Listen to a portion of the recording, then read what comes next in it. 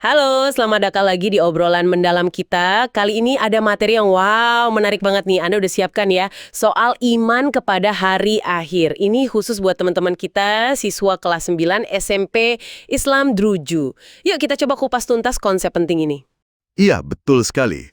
Sumber yang Anda berikan ini cukup lengkap ya. Mulai dari pengertian dasarnya, terus ada dalilnya juga dari Al-Quran, dari hadis. Ada juga sedikit singgungan soal sains. Terus tanda-tanda kedatangannya, sampai ke hikmahnya. Manfaatnya apa sih kita percaya? Dan gimana cerminannya di perilaku kita sehari-hari? Oke, jadi tujuannya kita bareng-bareng menggali intisarinya ya. Biar kita dan Anda semua paham kenapa ini jadi pilar penting Islam dan relevansinya buat hidup kita gitu. Betul. Kita coba pahami bersama. Sip, langsung aja ya kalau gitu. Mungkin dari yang paling dasar dulu, apa sih sebenarnya hari akhir atau kiamat itu menurut sumber ini gimana? Gampangnya gini, menurut materi Anda, hari akhir itu ya, momen hancurnya alam semesta kita ini. Berakhirnya kehidupan dunia. Tapi, nah ini penting, ini bukan akhir dari segalanya. Justru ini semacam pintu gerbang gitu ya, menuju kehidupan abadi di akhirat.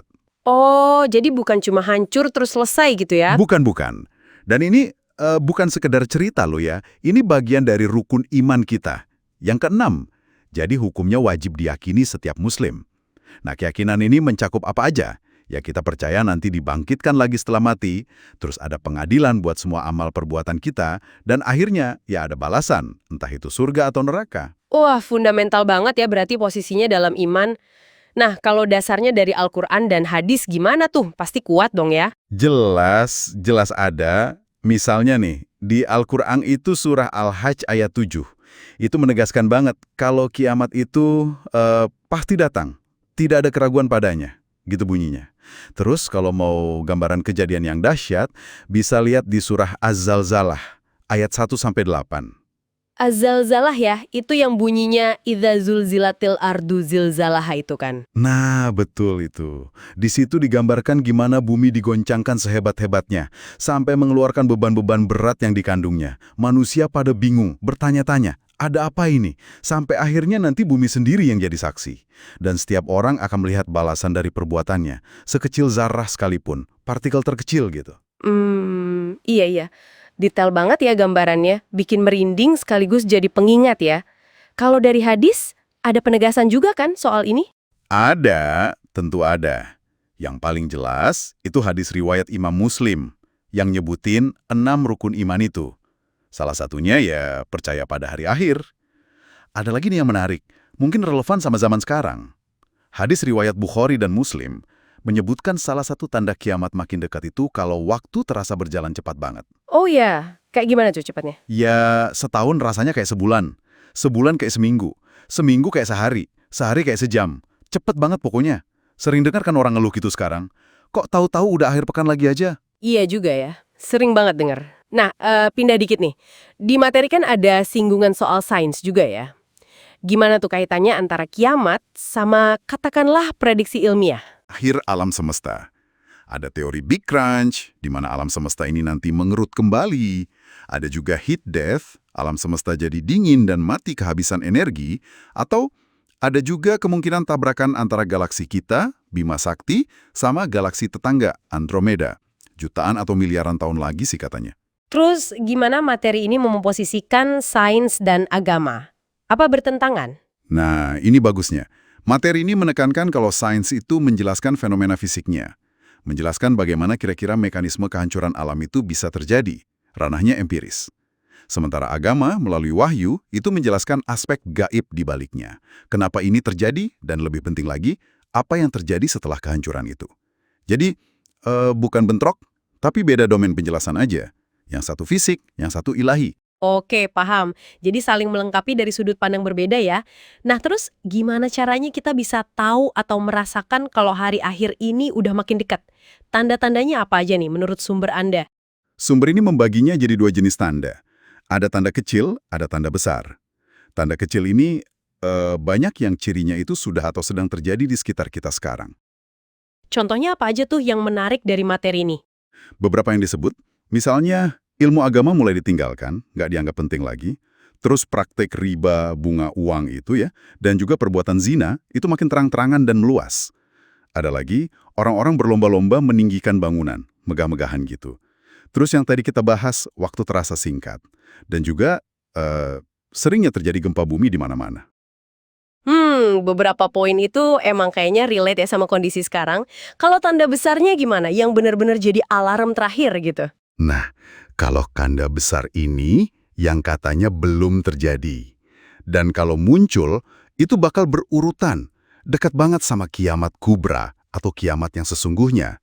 Sumber Anda menyebut beberapa yang paling utama. Pertama, munculnya Dajjal. Ini sosok pembawa fitnah terbesar katanya. Ujian iman paling berat. Dajjal ya? Terus apa lagi? Setelah itu, turunnya Nabi Isa AS atau Yesus dalam tradisi lain. Beliau nanti yang akan mengalahkan Dajjal. Terus, keluarnya bangsa Ya'juj dan Ma'juj yang digambarkan sebagai perusak hebat di muka bumi. Dan tanda yang sering disebut sebagai penanda akhir banget itu matahari terbit dari arah barat. Nah, kalau ini udah terjadi, katanya pintu tobat udah ditutup rapat. Udah nggak ada kesempatan lagi. Beneran meresapi keyakinan ini ya. Yang paling utama disebut di sumber ini, itu bisa meningkatkan takwa kita kepada Allah. Kenapa? Karena kita jadi sadar betul kalau semua tindakan kita di dunia ini bakal ada pertanggungjawabannya nantinya. Nggak ada yang sia-sia, nggak ada yang luput. Jadi lebih hati-hati dalam bertindak ya? Persis. Imbasnya, kita jadi lebih termotivasi buat memperbanyak amal soleh, perbuatan baik. Dan sebaliknya, jadi lebih kuat buat ngerem, buat menahan diri dari perbuatan maksiat atau dosa. Kan ingat terus ada konsekuensi surga atau neraka. Selain itu, percaya hari akhir juga bikin kita lebih sabar dan tawakal. Tawakal itu berserah diri pada Allah setelah kita berusaha maksimal ya. Kenapa? Karena kita sadar, dunia ini cuma sementara aja. Ujian di dunia ini nggak seberapa dibanding kehidupan akhirat. Jadi lebih tenang ngadepin masalah dunia gitu ya? Bisa jadi begitu. Efek lainnya lagi, menumbuhkan rasa syukur atas nikmat yang ada, mendorong kita buat lebih peduli sama sesama, karena amal sosial juga dihitungkan, dan ujung-ujungnya bisa membawa ketenangan jiwa, karena fokus hidup kita jadi jelas, ngejar kebahagiaan abadi di akhirat. Mantap. Jadi efeknya positif banget ya ke mental dan spiritual kita. Nah ini pertanyaan lanjutannya. Kalau memang kita beneran iman sama hari akhir, gimana sih itu seharusnya kelihatan dalam perilaku kita sehari-hari? Apa contoh konkretnya? Nah, ini dia intinya.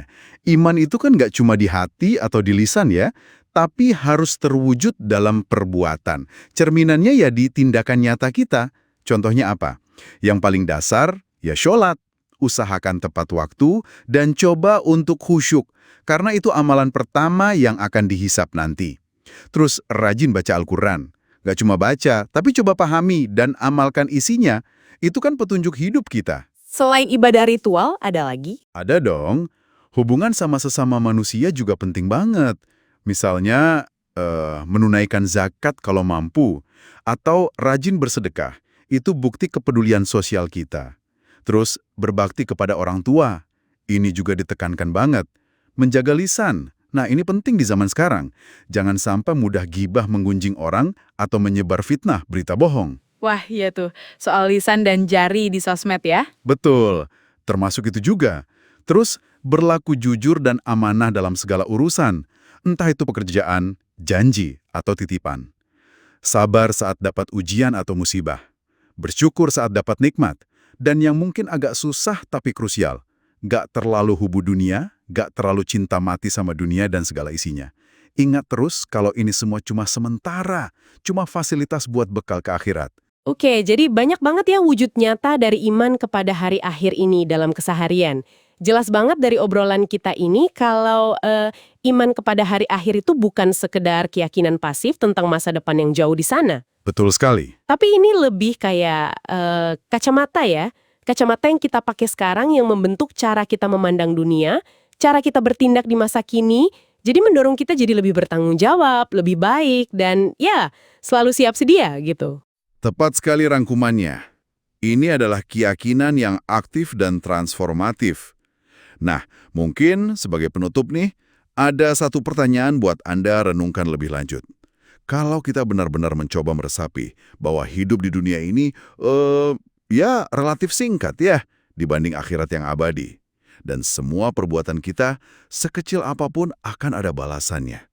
Kira-kira nih, bagaimana perenungan mendalam soal hari akhir ini bisa secara praktis mengubah prioritas Anda, atau mungkin cara Anda berinteraksi dengan orang lain, dengan lingkungan, dengan waktu Anda, mulai hari ini? Pertanyaan yang dalam tuh. Bagus banget buat jadi bahan refleksi kita masing-masing ya. Oke deh, rasanya udah cukup banyak yang kita bahas. Terima kasih banyak ya sudah berbagi insight dari materi ini. Dan terima kasih juga buat Anda yang sudah menyimak obrolan mendalam kita kali ini. Semoga bermanfaat. Sampai jumpa di kesempatan berikutnya.